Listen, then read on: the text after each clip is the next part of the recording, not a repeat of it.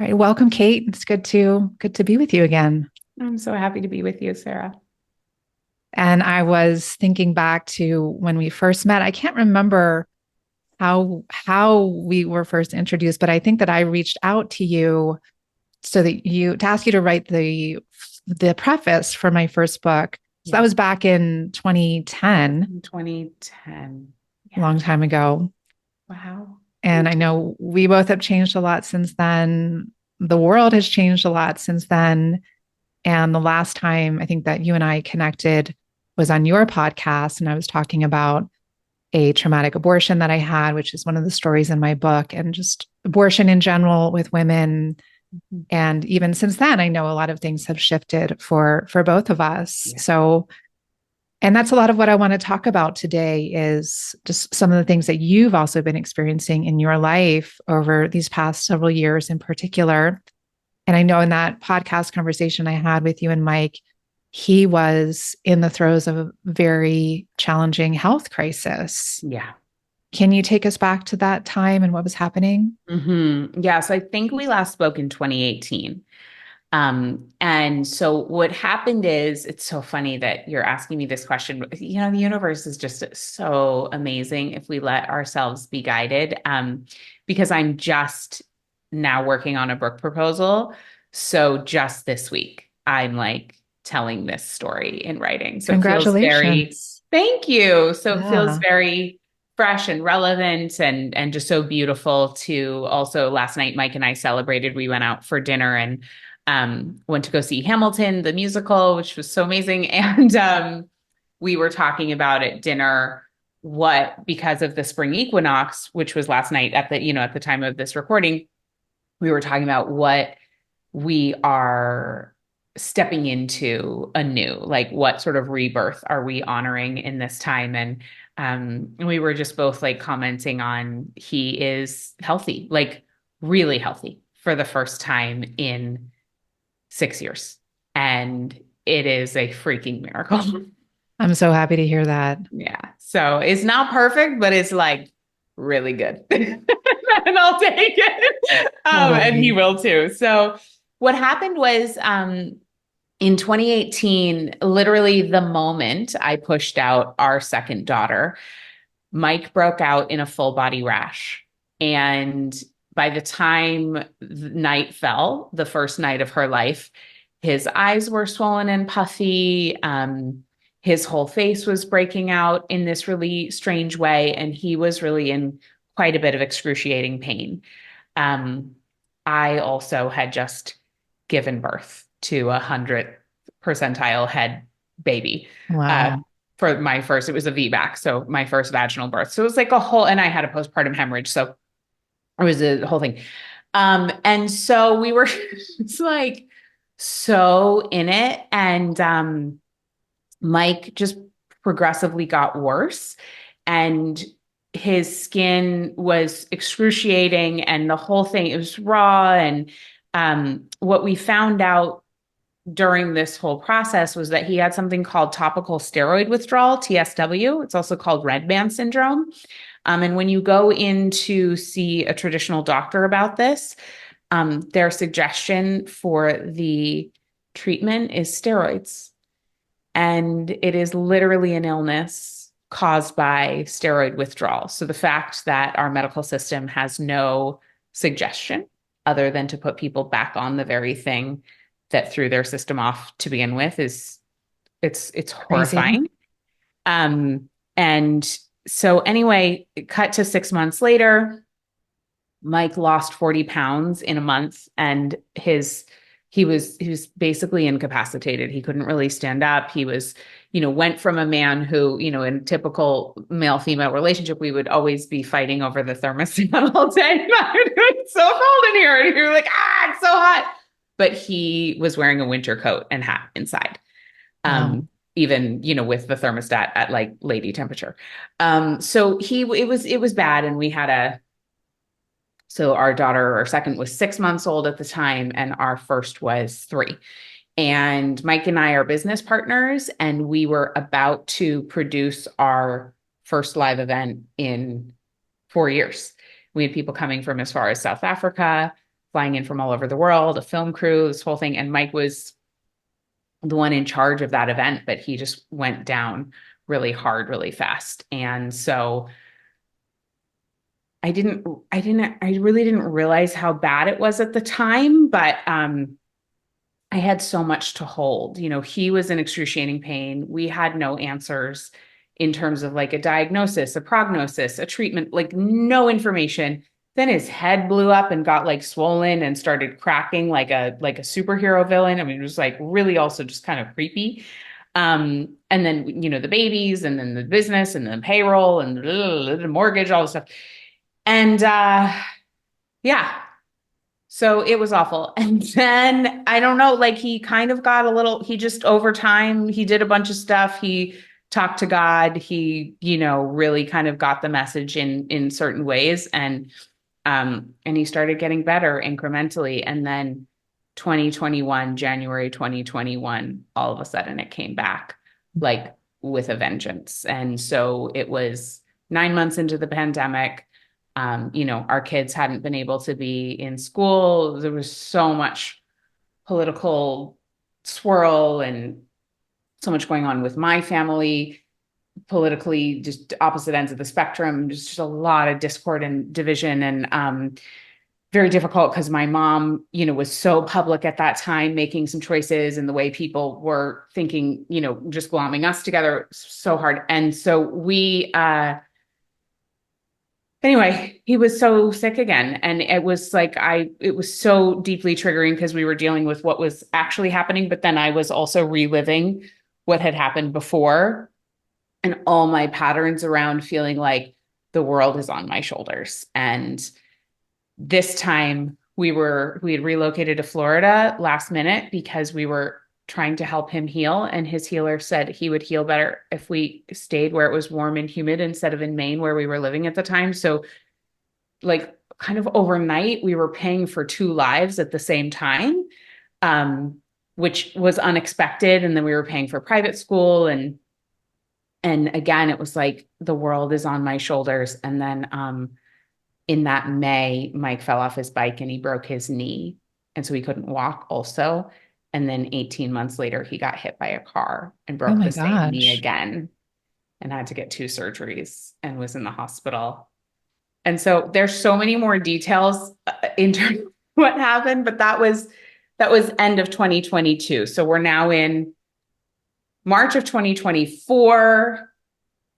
Since the summer, his skin has been really, really largely healthy. And he has been able to, he sent me a video of himself running on the beach last October. And it was like really amazing Yeah. to see him well for the first time in a very long time. So that's what's been going over here from a health Yeah. perspective with him. Yeah. Yeah. And one of the things that I'm highlighting in my book is one, like expanding the conversation around heartbreak, that it's not just about breakups and death, but it's about health crises and all the things that you're talking about and financial challenges and career challenges. Mm-hmm. So one of the things I talk about in my book is expanding the conversation around heartbreak beyond just breakups and deaths and including things like health challenges and financial challenges. And so throughout this time, you were saying you felt like the weight of the world was on your shoulders. How was that for you? Because then you were also the primary breadwinner in your family. You have two children now. And like you said, even when you moved to Florida, you were paying for two lifestyles, Maine and Florida. How was that for you on the business front? Well, it was really hard. But I mean, I don't want to gloss over how difficult it was. Like there was a lot of tears and a lot of stress and a lot of screaming in my closet into a pillow. So it was like a freaking slog and I felt like it would never end. And I also got to a point. So we have this amazing couples therapist named David. And Mike and I had been in this dance.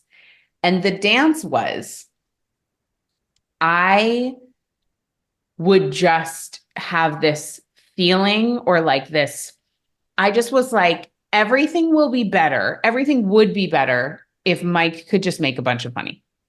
This was my, like, that was my easy button, was like, this would all get fixed if Mike could just make a bunch of money, and he gets to drop out. I don't get to just drop out. It was a lot of like that kind of energy. And that was happening sort of off and on. And it was already in our field before he even got sick, I will just say. And this was despite him being my business partner. So like part of this was not real.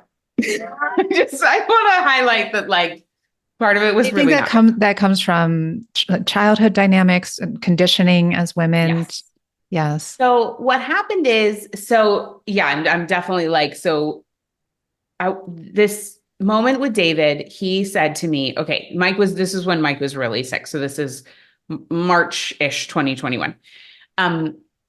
He said, okay, Kate, close your eyes. Now imagine that Mike has just come home and he said, hey, babe, I just made $10 million. So you can do whatever you want now. And David said, and now, like, how do you feel in your body? What is happening for you? And I was absolutely shocked by the response that I received from my body, because I would have expected elation, profound relaxation, like a deep sense of inner peace. But what actually happened is I felt depressed, like almost like flatlined, and almost like I was dead inside. Like it felt like I had died. And so as we unpacked that a little bit, what I realized, and I think this is the societal piece, this is the conditioning piece. And for me, this was a nervous system piece, which I think is relevant to absolutely everyone, which is I realized that I was addicted to stress and pressure.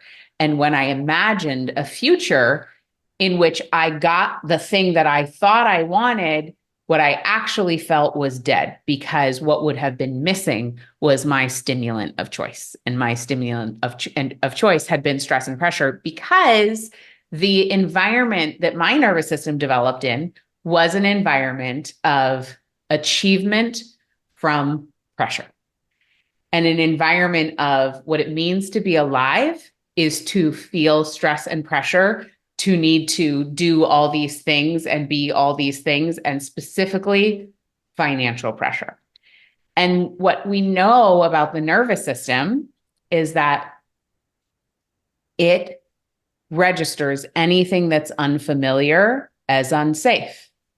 So any attempt that I would make towards creating an environment that did not have financial stress and pressure, unconsciously, I would then create all the circumstances that would bring back in my set point, which was stress and pressure. And so I realized in that moment, like, I need to heal my addiction. I need to heal this at a deep unconscious nervous system energetic level. Because if I do not, also, I had gotten my blood work back recently from our doctor, and he basically said, your gas is broken and your brakes are broken. And if you don't do something, you're going to get really sick. And I was like, well, if we have two parents who are really sick, my kids are completely screwed. So I better learn how to live differently. And so I really started a deep practice of rewiring my nervous system around like I basically, like, I mean, there's so many layers, but the fundamental point was I trained my body to relax despite evidence that it was not a good time to do so. I love that. I love that you're bringing that up, because that's something that I definitely relate to, in addiction to different things, but from childhood, addiction to drama, to chaos, and with that stress and the stress hormones. And I'm sure that the women listening can relate to that in their own ways. And that becomes your new normal. That it's hard to change that set point. It is hard, because, so what I learned from the work of Dr. Candace Pert, who wrote The Molecules of Emotion, is that we have these receptor sites in the neurons that connect everything in our nervous system. Our nervous system is this whole network of neurons that speaks in the language of electricity, like these little energetic signals. And those neurons are used to firing together, right? We've all heard a million times, what fires together wires together. And we talk about that in terms of our brains, but actually it's our entire nervous system, which really there is not a place in our bodies that it doesn't touch, other than like maybe our fingernails. They don't have neurons. Everywhere else, like it's in there. And so what I learned just last week, so you're the first person I'm telling, and it makes so much sense, is that when we change a pattern, right? So it's like the old way in this scenario in my life, the old way was that I would ramp up all my energy. And in times of financial stress and pressure, which I was creating constantly, my response was I'd ramp up all my energy, come up with creative marketing ideas, and like launch a campaign. So there would be copy, there would be social, there would be landing pages, there would be ads, right? So this is what I would do. And that behavior is very tricky in our society because it's super celebrated. So it's like a very insidious addiction. And it's needed at some level to be an entrepreneur. Also, like I'm a marketer and I love that shit. Yeah. So it's like so fun also. It really is a creative outlet. But as opposed to an addiction like alcoholism or like crystal meth, like not celebrated in our society, but like over functioning, highly, highly celebrated. So that would be the old behavior. So like, okay, financial need, stress pressure, right? Is like I'm oversimplifying, but that's like the neuron, right? And then the neuron connection would come in. Oh, ramp up, launch marketing campaign, da. So what I did is not the old behavior. I was just like, okay, for 90 days, I am going to relax. And I'm just going to deliver the things to my customers that I said I was going to, but I'm not doing anything new for 90 days or until we go a certain amount of money into the hole. So I gave myself an experiment. I said it would be 90 days or this certain amount I would be comfortable spending of our savings.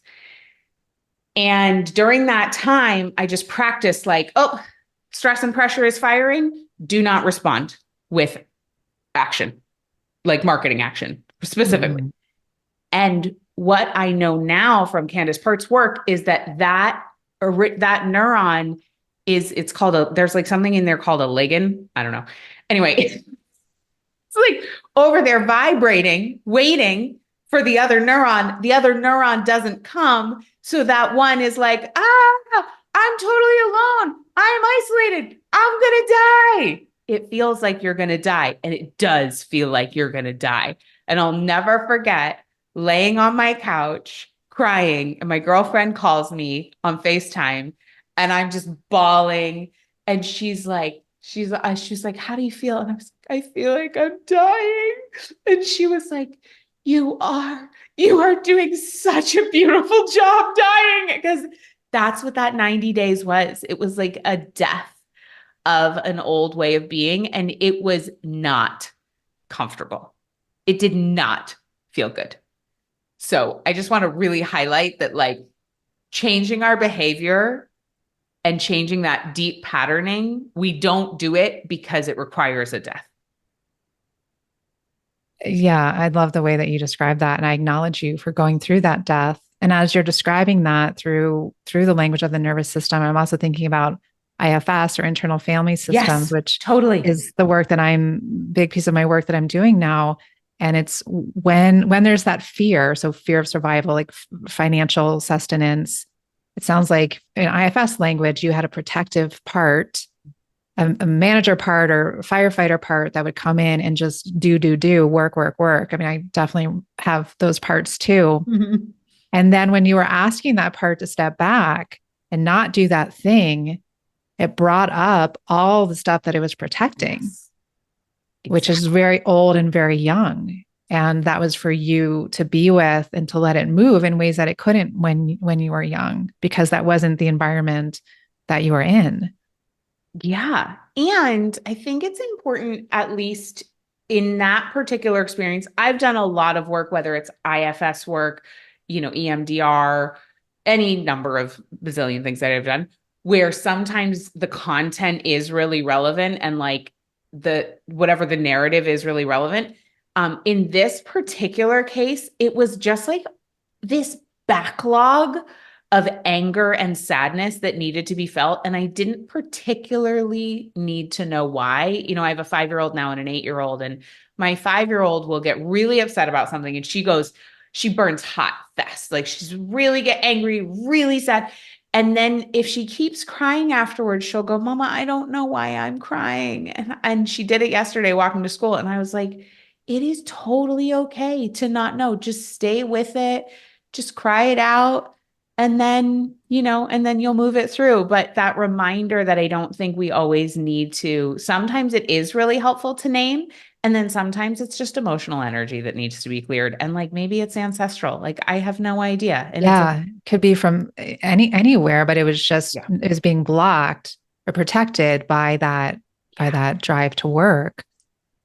Yeah. And I'm so glad you brought up IFS because there's just, I think that like our parts are basically nervous system imprints that live in our bodies. And I think it's two different ways, like the language of the nervous system and the language of our parts are two different ways into the same thing. And I love using them both. So Yes. I'm really glad you were able to Yeah. highlight that. I love bringing them together as well. So, gosh, I have a lot of things that are coming to mind. One of the things that's coming to mind that I wanted to say earlier, and then I forgot that I kind of blanked out with it, but it's how when we have these hardships, they have a cascade effect in other areas of our lives. So Mike had this health challenge, but then that impacted your health. And then that impacted your marriage and probably impacted your mothering and probably impacted your finances and the way you showed up at work. And it's just like it ripples out and out. And so I want to validate that for anyone else who's experiencing things like this, that that's normal. And it makes it harder for sure. What were some of the other things that you did to support you during that time, even like with your own self-care and also within your business? Like, did you Mhm. feel like you had the right support with your team and systems, or how were things even at that level? So the first time around, so 2018, we ended up in a whole bunch of debt and we weren't tracking our numbers correctly. And, there was a series of internal things that people missed that was like ultimately our fault as the business leaders. But, it was just like a cascade effect of one metric that didn't get reported. And then it was, it had snowballed by the time we saw what was happening. And so, yeah, so 2019, early 2019, that first quarter, I think we let go of half of our team and cut the rest of their hours in half. I started implementing profit first and my friend Amber Duggar does a specific methodology for digital entrepreneurs called Profit for Keeps. And I'm a that, big fan of Profit oh my First. God, It was life changing for I me. am a devotee. I am from the Church of Profit First. Yes. And so that was an incredible turning point for us where we were able to stop managing because basically what was happening and what most entrepreneurs are doing is we are making decisions about our money from historical data as opposed to from future data, like future casting. And so Profit First is like this incredible cash flow management system that allows us to make smart decisions based on the future, not based on the past when it's like too late to do anything about that. So anyway, we did that. And so that was but yes, that was a huge, like that's how that impacted our business financially. And then we did Profit First. And then we've stuck with it ever since. I'm never going back. And so getting those different accounts and like getting just such a strong foundation and like building our reserves in a huge way, we'll just never be as close as we were in that moment. And I'm so freaking grateful. Sometimes it takes a real Takes what crisis it takes. I to mean, get it yeah, together, I had a and similar that's fine. experience. It's, And just, yeah. I also want to normalize too, uh, in 2019, like we had a 7-figure business. So it's not like the amount of money coming in excuses us from needing to take really good care of it. And $1 million can very quickly become not $1 million. And so my recommendation from purely from screwing this up is to like really take excellent care of any money that comes in. Because if you don't take care of what's already coming, and if you can't really steward well $1,000, you're not going to get 10,000 or 100,000 or 100 million. So implementing profit first really helped us grow our profits in a big way. And then the other things we really simplified our team and we just cut things down to the bare minimum. Ironically, my book Do Less was coming out in early 2019. So I was just like, well, I'm going to be out here selling this book about doing less and like really being forced to live the message in a way I never would have imagined. And it was just a season of radical simplification and really taking, and I recommend this, and this is what I did. I just looked at everything and I just took it down to the studs. And I was like, what is the minimum amount that, and this, I did it again in 2021 during that 90-day period. You just like a deeper level of it. Was like, what is the absolute minimum that I can do to keep this business going? And who's the minimum support we need? And what's the minimum? And here's the beautiful thing about taking it down to the studs that way and like cutting out all the extraneous offers, all the extraneous people, all the extraneous marketing offers, whatever. It really like opened the channel and we didn't need to dip into our savings. We hit all our financial goals during that 90-day period. And I was like, okay. So I guess stress and pressure are not essential ingredients to my financial and business success. And so it's been a continued rewiring since then. And I've also seen you've done some pivoting in the focus of your work in these years. And you started out by teaching about money with your first book, Money a Love Story. Is that Yep. right? Money a Love Story. And then moving into Do Less and seem to be focusing more on women entrepreneurs and cyclical living. Mm-hmm. And now it seems like you're transitioning back into money. How has that been for you to be navigating those pivots? Because pivoting is a big deal too. Logistically, just changing offers Yeah. and websites and branding and stuff, and then also just financially and even just shifting your own identity in the process.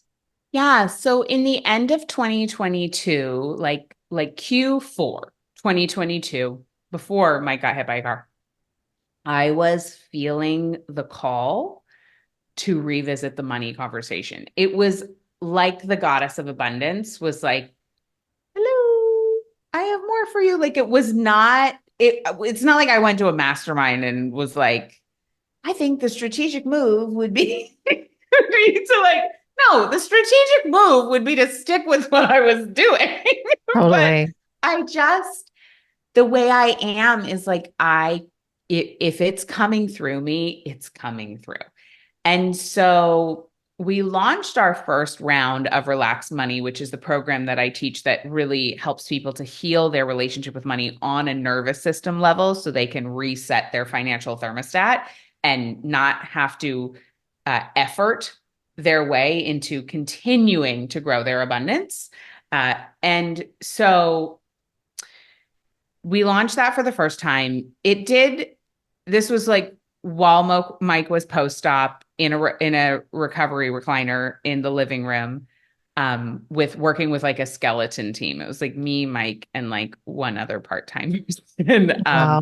Because also something had gone on internally with our team where I had expressed a desire to really simplify things and change things around. And then the goddess was like, great, let me help you with that.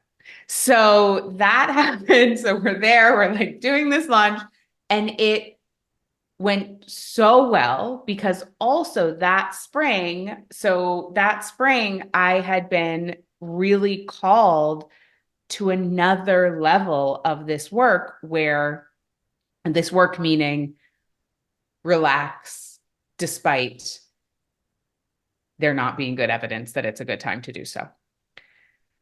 So, or another said another way, it's stop waiting for the world to change for me to get to And feel before the way you I want to feel. relax. Yeah. Yeah. Before I finally like exhale.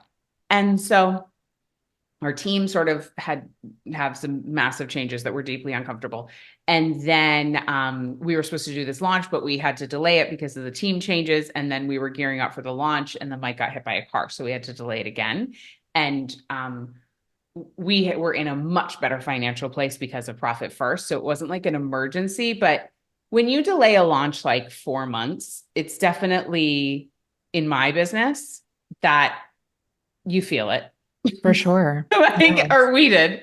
So, but I was just like, I can't freaking run a launch with my husband in the hospital. Like, I mean, it was like bare minimum energy level. Just keep the kids together, like keep the family together. Just make sure everyone is like fed, basically.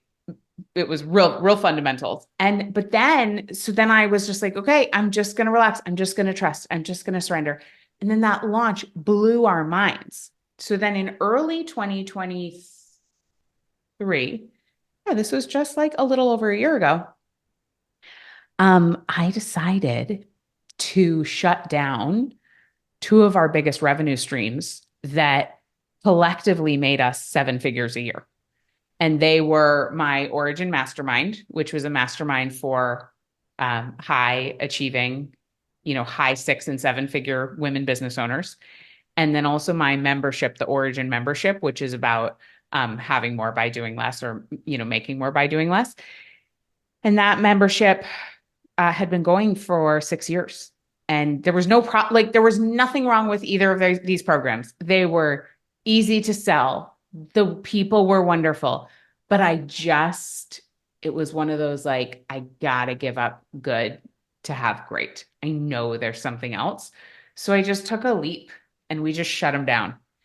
And I love that you're saying this. I just want to pause for a moment because I yeah, think that's a really important part of the path of letting go of things, even if they're working, even if we love them, if we feel like something else is calling us, yeah. right? And really trusting, like, it's not like I had a full plan mapped out to replace that revenue. I just knew that it would work out because I had been building. I mean, I really started doing work on my nervous system in earnest in 2019 when I really started to understand. But so, like, by early 2023, I already had 4 years of compounded healing work so that I could access a sense of deep safety way more easily than I could have when Mike first got sick in 2018. Like, I was just barely making it through the day in 2018. I didn't have the tools I have now. I didn't have the language I have now. If that were to happen again, I don't think it will, but if that were to happen again, I would have a much deeper well to pull from. And I don't think our life would go into breakdown to quite the same degree because my sense of internal safety is so much stronger. So I was able to just pull those That's offers and just be like, it's going to work out because I'm sourcing that from inside. and that's huge too as entrepreneurs. It's like to get to the place where we can feel that the safety is within us because Yes. safety is a quality of our souls. It's part Yes. of our wholeness. We're not lacking it, but we can't, like you're saying, we can't experience it on the outside in the way that we most want until we first experience it on the inside. Exactly. And so Exactly. often we're trying to create these things to feel safety out here because it's from this sense of insufficiency or groundlessness in here. Right. So that's huge. It was huge. It was huge. I mean, it was back to, me and Mike with our therapist and me realizing that I was waiting for Mike to come home with a boatload of money to give myself permission to exhale. And so I just had to flip it around and be like, okay, how can I access the way I want to feel, the way I am longing to feel now? And even when my husband can't walk, even when, even when. even when. And it's like, that's the unlock. And it takes practice. And I certainly forget, like all the time. And like you Then I said, you've been remember building, faster. you've been layering over Been those layering, which is years. why, a first year entrepreneur is not going to probably have the emotional turgor to be able to just pull seven figures of offers and be like, woo, let's just see what happens. But that's where I was at. And I had a little bit of evidence because our launch had gone so well. So I was like, okay, this thing's got legs. So then we launched it again, and then we launched it again. And we had our first multiple seven-figure year. And we massively, this is like when things get hard, this is the message. We super, super simplified our business model. So now we had this essentially like one signature program, and everything, messaging, everything was just so much cleaner and more straightforward. Now, it took quite a bit of cleaning up, as you mentioned, because like there's landing pages and there's opt-in forms, and that took quite a bit of last year. And Mike did it, and God bless him. Thank you, So Mike. yeah, thank you, Mike. Thank you, Mike. So I get to be in creation mode, and he's really in logistical mode. That's where we both can do our best work. But it just, the simplification, the simplicity allowed us to really get some nice momentum. And that's what I hear again and again from people who've grown into multiple seven figures and eight figures is it's all about simplicity and even coming down to one offer, maybe two, but ideally just one offer and just putting it all in that. Yeah. Yeah. Or at least one front end offer. One front Like end we have offer. one Yeah. major front end offer. There's other things that kind of come in here and there on an evergreen funnel or like behind the scenes. But yes, like the lion's share of people and focus and all the things is on that main offer. And it's also the place where I know that I can have the biggest impact and where I can do my best work, because I do great in a one to many, many, many, many, many model.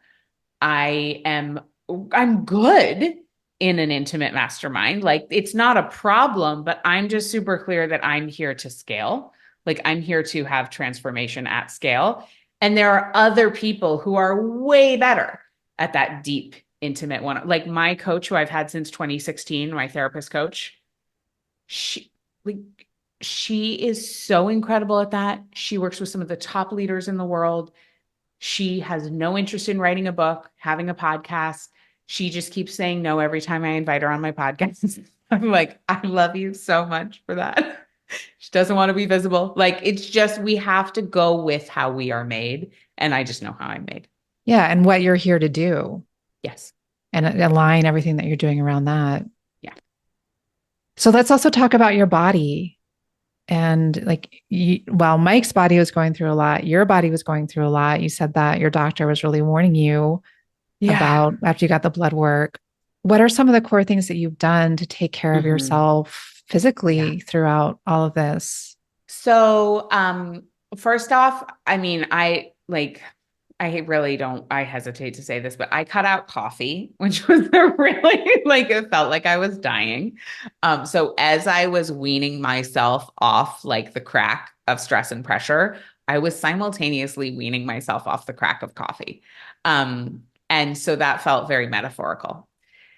So I went a year without drinking coffee. I did start again a year later, but I needed that adrenal healing during that time. And I spent a lot of time sitting by the ocean.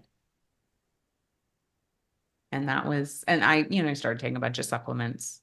But Yeah. I'm pretty sure that time just sitting by the ocean and asking what messages she had for me was probably the most important work I did. And then also the time crying and screaming.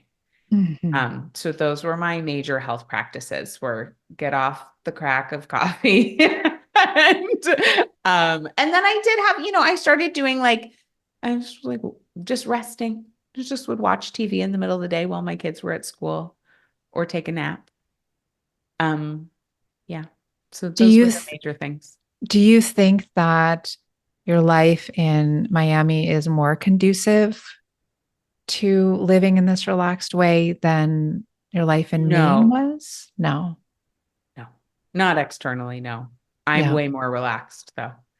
No, Miami has so much more going on. I mean, I get invited to a million wonderful things every single week. And in Maine, I would get invited to like three wonderful things a Right. year. And also, but I will say this, like my kids were really little when I was in Maine. You know, we left Maine when my littlest was not even 3 and my big girl was 5. And so those years, I mean, the nursing and the no sleeping and the wiping the noses and the potty training and the diapers, I mean, it is just a freaking slog. So I think I could have been literally anywhere and those years would have been stressful. I happened to be on like a bucolic cul-de-sac in a small coastal town in Maine. So it was probably more relaxing in some ways. But also when we're talking about like deep identity stuff and conditioning, I was in the town I grew up in. So it was I did not realize this, but it was very difficult to strip identities that were no longer serving me because I was living on the land where those identities, not the exact piece of land, but like 5 minutes away. And I Those was driving by the school every day, you know, and my mom was right there, my sister was right there, my dad was right there, my stepmom, you know, it was just like I was just in the soup. And so there was something very powerful for me about moving thousands of miles away to an environment that was completely foreign to me, and also in a city where 75% of the people who live in Miami were not born in the United States. So there's been an element of like cross-pollination and expansion that somehow is really relaxing to me.